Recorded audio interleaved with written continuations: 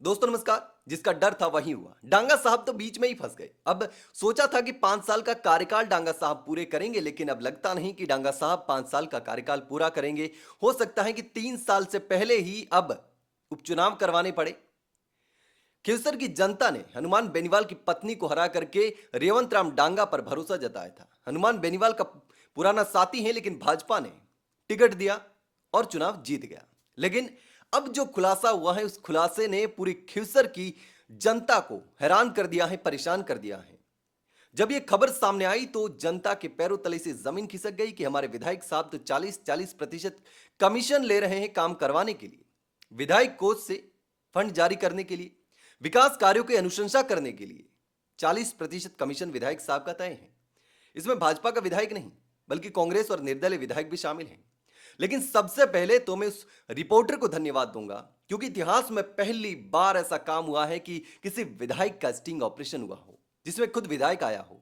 चेलों का चपाटों का तो बहुत हुआ है, लेकिन विधायक का स्टिंग ऑपरेशन पहली बार हुआ है और यह अवधेश आकोदिया ने किया है। तो सबसे पहले तो अवधेश आकोदिया को मेरी तरफ से सलाम कि जिन्होंने इतना बड़ा काम किया और इतनी हिम्मत दिखाई। अब जिस तरीके से नेताओं को Z+ सिक्योरिटी दी जाती है, ऐसे रिपोर्टरों को दी जानी चाहिए, क्योंकि खतरा उन्हें है, नेताओं को नहीं। नेताओं को तो रिश्वतखोरी करनी है, लेकिन इतने बड़े रिश्वतखोरों का पर्दाफाश करने के लिए, इतना बड़ा भ्रष्टाचार का उजागर करने के लिए जिस रिपोर्टर ने हिम्मत दिखाई, उस रिपोर्टर की सुरक्षा बढ़नी चाहिए। लेकिन चूंकि सरकार का विधायक है, तो रिपोर्टर को धमकाया जाएगा, परेशान किया जाएगा, खबर हटवाने की पूरी कोशिशें की जाएगी, झूठा साबित करने के लिए पूरे प्रयास किए जाएंगे। लेकिन अब अखबार में छप चुका है, सारी खबरें सामने आ चुकी हैं, वीडियो सामने आ चुका है। उन्होंने जितने अच्छे तरीके से काम किया है, शायद ही कोई कर पाता। विधायकों का पर्दाफाश हो गया है। तो डांगा साहब की अब कुर्सी हिलने लगी है। डांगा साहब के बेटे ने यह भी खुलासा कर दिया कि मेरे पापा तो मंत्री बनने वाले थे। अभी रिपोर्ट मत देना, लेटर मत देना, मेरे पापा मंत्री बनने वाले हैं, शायद मंत्री बन जाए। लेकिन मंत्री बनने से पहले ही उनका पूरा का पूरा काम तमाम हो गया, सारा खुलासा हो गया, जनता के सामने सारी की सारी चीजें आ गई। अब देख सकते हैं कि किस तरीके से डांगा साहब रिपोर्टर से डील कर रहे हैं। रिपोर्टर एक डमी फर्म बना करके डांगा साहब के पास आया था कि हमारी जो फर्म है वो स्कूलों में दरी सप्लाई करती है और उसके लिए फंड जारी करना है। तो विकास कार्यों की अनुशंसा करने के लिए डांगा साहब ने 40% रिश्वत मांगी कि 40% मेरा होना चाहिए। और सबसे ज्यादा जो फोकस था डांगा साहब का वो 40% पर था कि कम से कम 40% तो मेरा होना चाहिए, सरकारी अधिकारियों को अलग से देना पड़ेगा। उसको लेकर भी बातचीत हुई। तो सबसे पहले एक छोटा सा ऑडियो सुनते हैं ताकि आपको समझ में आ सके कि ये पूरा मामला क्या है।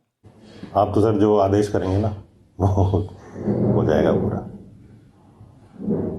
तो अपना खींच के बता दो ना, हम लोग खींच के जो बता दो ना, तो 25% फिक्स है।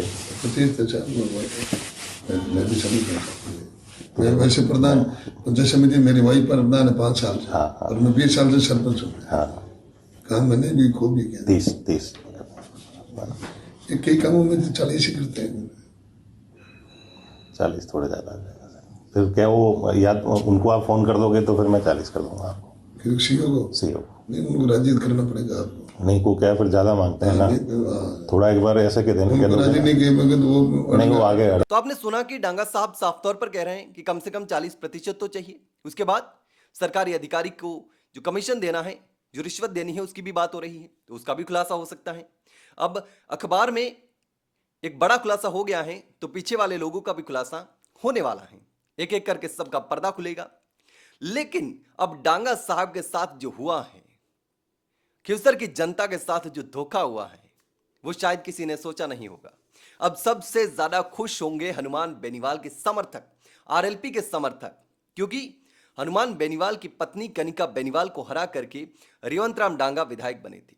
खिवसर की जनता ने डांगा पर भरोसा किया था कि डांगा शायद विकास करेंगे, लेकिन डांगा साहब तो विधायक बनते ही कमीशन खोरी में उलझ गए।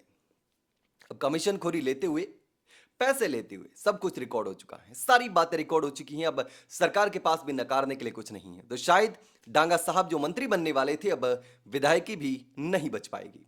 लेकिन दोस्तों, अब जिस तरीके से ये पूरा कार्यक्रम हुआ है, उसको लेकर के आप क्या सोचते हैं? इसमें रेवंत राम डांगा के अलावा जो कांग्रेस की विधायक है अनीता जाटव, उसकी डील का भी पूरा पर्दाफाश हो गया है। निर्दलीय विधायक रितु बनावत, उससे जो डील हुई है उसका भी पूरा पर्दाफाश हो गया। हम एक एक करके सबको दिखाएंगे, लेकिन खिवसर की जनता के साथ जो हुआ वो शायद किसी के साथ नहीं हुआ होगा। अब जनता अपने आप को ठगा हुआ महसूस कर रही होगी और सरकार के सामने भी असमंजस की स्थिति होगी कि डांगा साहब को अब विधायकी से हटाए या नहीं हटाए। अब देखते हैं कि स्पीकर क्या फैसला लेता है, क्या कुछ आगे पूरा कार्यक्रम होता है। कांग्रेस इस मुद्दे को उठा पाएगी या नहीं उठा पाएगी नहीं पता, क्योंकि कांग्रेस की विधायक का भी पर्दाफाश हो गया है। लेकिन जनता को तो इस मुद्दे को उठाना चाहिए, जनता को सामने आना होगा। हम जैसे लोग तो उठाएंगे क्योंकि हम किसी पक्ष के नहीं हैं। हमें लगता है कि ये गलत है तो गलत है। हनुमान बेनीवाल काम करते हैं, जनता के मुद्दे उठाते हैं तो हम बोलते हैं। लेकिन अब रेवंत राम डांगा ने जो काम किया है वो शर्मसार करने देने वाला है। खिसर की जनता के साथ धोखा है। लेकिन दोस्तों, आपको क्या लगता है, क्या कुछ होने वाला है? क्या डांगा साहब जो कि उपचुनाव में विधायक बने थे, उनको तो 2 साल भी नहीं हुए, बहुत कम समय हुआ है, लेकिन 3 साल का समय अभी बचा था।